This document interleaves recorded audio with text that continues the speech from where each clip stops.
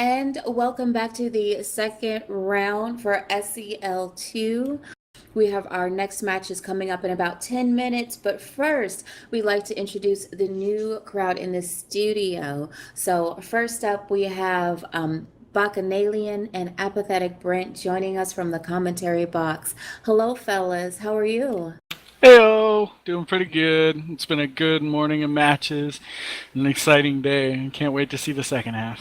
Indeed, it'll be nice. A little bit of a break from shouting out the play-by-play. We get to look a little more into analysis. So I'm excited to do this, and we'll hear our team EU in the commentary box this time around. So Yes, it's the US versus the EU right now for SEL, and it's great. I mean, Celderain and Aladar they are they're great, and it was fantastic having them in the studio. I'm excited to have you two in the studio as well. Along with you two, we also have Grammar Nazi from SomerBlink, one of our fantastic sponsors, along with CCP Games and Lorkin Desal. So welcome again, Grammar Nazi. Thank you so much for joining us. And what I'd like to do is talk a little bit about SomerBlink. So, for our listeners, tell us just a little bit about what is SomerBlink. I mean, everyone should have heard of it by now. We've seen like the dev blogs and the shout outs and the great events, but what is it? Well, for those people that don't know, SummerBlink is a lottery website where you can deposit ISK and play against other players for prizes that the players themselves select. So the basis of the site is small micro lotteries that we call them. They're basically 8 or 16 ticket raffles that are selected by players when there's room on the board. And once all of the tickets have been purchased, a random number generator selects a winner. And then we contract the winner that prize, or we give them a certain amount of money for a buyout. They can also roll back the ISK into the site, or get their prize transported to anywhere in HiSec for free. We also have some larger lotteries called GigaBlinks, which have 16 tickets, and usually once a week and in larger celebrations, we do even larger lotteries. We've given away prizes like Titans, Tech2 Blueprints.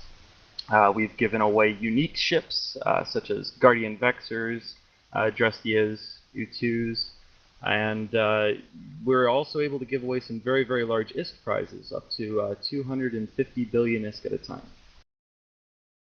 and one thing I haven't on Summer Blink before is, and I haven't done this in a little while, so you can correct me if this isn't the case, but when you win something, if you don't actually, say why, you win a Rorqual, but you don't actually have any use for a Rorqual, you can cash it in for credit to, gamble it later, or you can just get a cash payout. Yeah, that's correct. You can roll stuff back, so you don't have to wait any extra time to keep on gambling if that's your thing, or you can cash it out for a straight buyout amount that's stated before you even start playing on the lottery. So yeah, and usually those payouts happen very fast. We have dedicated staff for paying out prizes. We have around 50 people on our team, and usually there's someone online to give away prizes. It can take up to 24 hours, but most of the time you'll get yours within minutes. So, how long has SomerBlink been around in EVE Online? Oh, it's been a while. I actually came on a little bit after we started. I can't even remember how long it's been, but Summer Blink started on September 10th of, oh god, was it really 2010? Yeah, September 10th of 2010. And since then, we've given away almost 750 trillion ISK, with a T, in prizes. We just passed 10 trillion ISK in promo blinks given away. And promo blinks are free lotteries with between 150 and 400 or so tickets that members of the site can play on whenever they see them. How do the promo blinks work? How do you get in on the free lotteries? Well, we actually give away promo tokens. You can get one promo token for every 1 million ISK you deposit to our service. And promo blinks are started by staff members at random times through the day. I'm actually going to be starting a chain of them before the next matchup, so if you go to our website at cogdev.net/blink, you might be able to see an example or two. Excellent. So, any hints about what these promo blinks will be giving away? I don't know. I kind of like to do a couple of the new Navy battle cruisers, but they're not out yet. So I'll see if I can get a couple of the ships we've been seeing in the tournament so far out there, so people can try them out. And Yep. one thing you don't believe mention is that if you you buy GTCs to fund your game time as opposed to actually subscribing directly to Eve, you can buy them through the Blink website and get some credit on there to gamble with. So that's one way to go about doing that as well. Yeah, that's correct. We do have a referral code on our site, and if you do buy GTCs through us, you can get up to 200 million ISK in free credit on the site just by buying a GTC. And the referral link is on the main page. And if you have any questions, you can always join our in-game channel, Summer Lotteries, and ask away in there. We'll do our best to help you out. Now it looks like we do have, and first, before we get into that, thank you so much for sponsoring the SCL and the player giveaways. I want to go ahead and do the next player giveaway, which is going to be a Hematos, which is a Blood Raiders noob frig. So the trivia question for that, and that these trivia questions are of course sponsored by SomerBlink. So the question is, what are the real names of the founders of the pirate groups for the Guristas? So we're looking for the real names. These founders are known by nicknames, but we want to know their real names. So as always with our trivia, what you will do is you will send 0.01 ISK to Miss Loot Gods, who is in the SCL Space chat channel. You send her 0.01 ISK along with the answer as your reason. So It's an exciting looking little frig there. The 100% bonus to small energy turret damage, the 45% bonus to energy vamp and newt, 30% less cap use on the small energy turrets, and the velocity factor on stasis web. So it's a fun little rookie ship to take out, and I imagine a couple people out there are going to be using it to surprise frigates and maybe get some fun kills. Yeah, absolutely. With the newts and the range on small energy turrets, you could definitely surprise yourself some blaster-based frigs for sure. exactly, and it's a new frig that's worth 390 million ISK. So I don't know, you get to be an expensive little it's an expensive little fun ship as well. Oh, that's half the fun, right? Flying around in expensive stuff and the thrill of watching it explode. I know the longer I play Eve, the more expensive my fits have to get to still give me those shakes. So I've gotten to the point where I just pimp everything out. I think I would fly one of those around, but to each their own. Yeah, expensive squishy ships are the best kind. Just hearing that makes my heart kind of tighten. No. Don't do it. Don't do it. Shh. Exactly. Never not flyer ships. I like to spin them and stroke my screen gently, because that's not creepy. All right, but we have the Exodunks versus Insurance Fraud Inc. coming up, and we have the bans in. So for the Exodunks, they have banned the Proteus and the Crucifier. Insurance Fraud Inc. has banned the Tengu and the Golem. What do you all think about these bans? I'm intrigued to see what happens here. I mean, Proteus, of these four ships, Proteus is the only one we've seen in the tournament this week. We saw the Crucifier used heavily in the FanFest tournament in the small game format, so tracking disruptors makes me think Exodunks are going to bring a turret-based setup. And we see Tengu Golem bans from Insurance Fraud. I'm not sure. I guess they don't want to have the missile kite setup, so maybe they're going to run a slower setup or a rush setup, and they want to be able to run things down. I'm not 100% sure what they're getting out there. Well, Exodunks was last seen in SCL 1, so I might be wrong on this, but I don't remember ever seeing them run golems for sure, and I don't think I've seen them run Tengus either, but I could be wrong.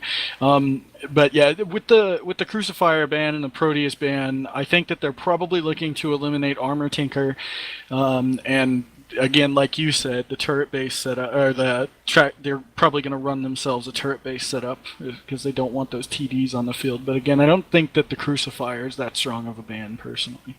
Well, and the other thing to keep in mind, we saw in the first match, we saw a Maulus ban, and the Warlords, the deep team brought carries. So what's to really stop Sentinels from showing up? And Sentinels, as you and I know, Brent, are extremely powerful tournament ships. We actually lost a pretty heartbreaking match to some very solid Sentinel flying. So we'll see here.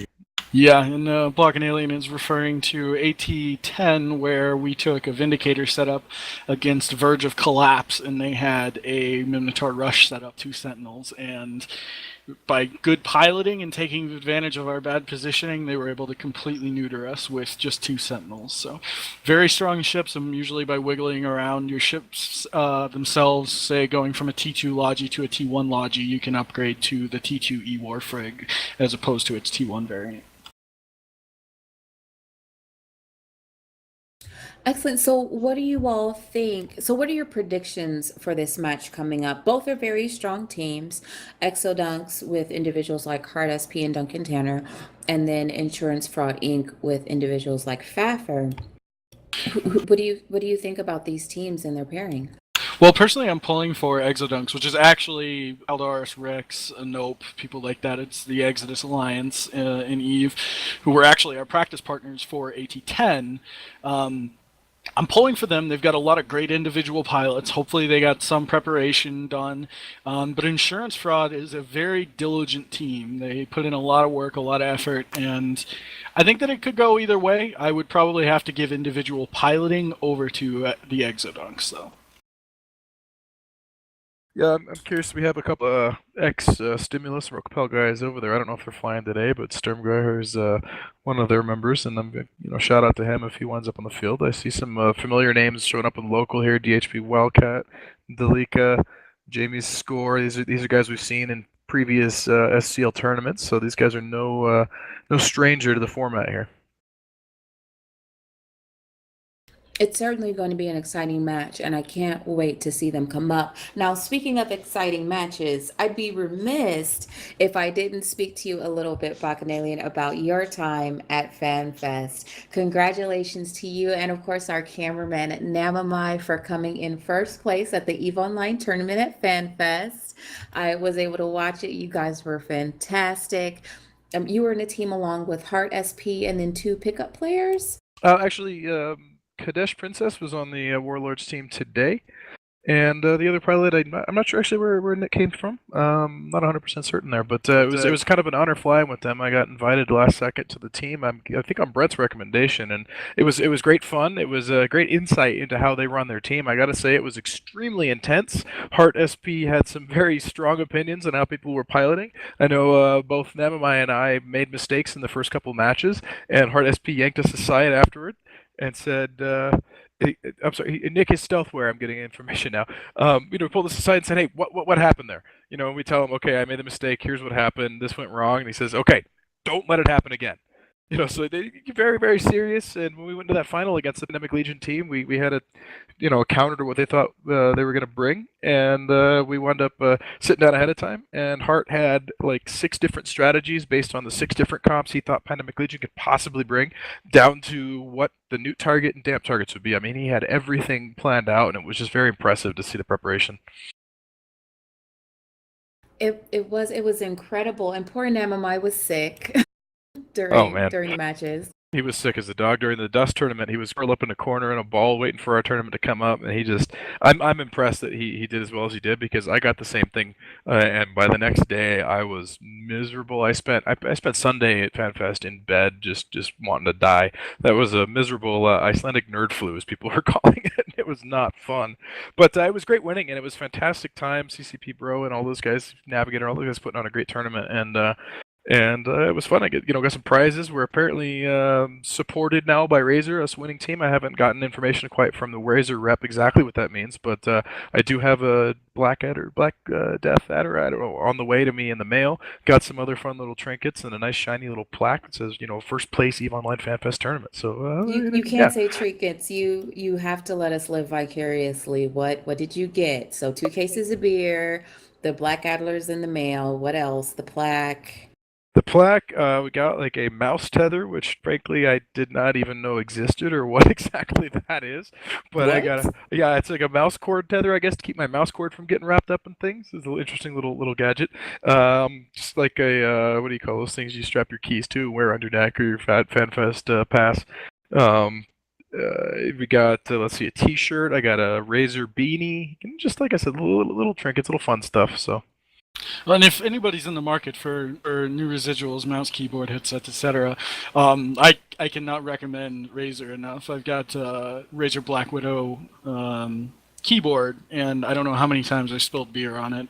Unplug it, let it dry out overnight, and it works just fine the next day. The Death Adder mouse that's on its way to Bach, I have the same one, and it's like very ergonomic, very precise. I really enjoy it, and the headsets are fantastic.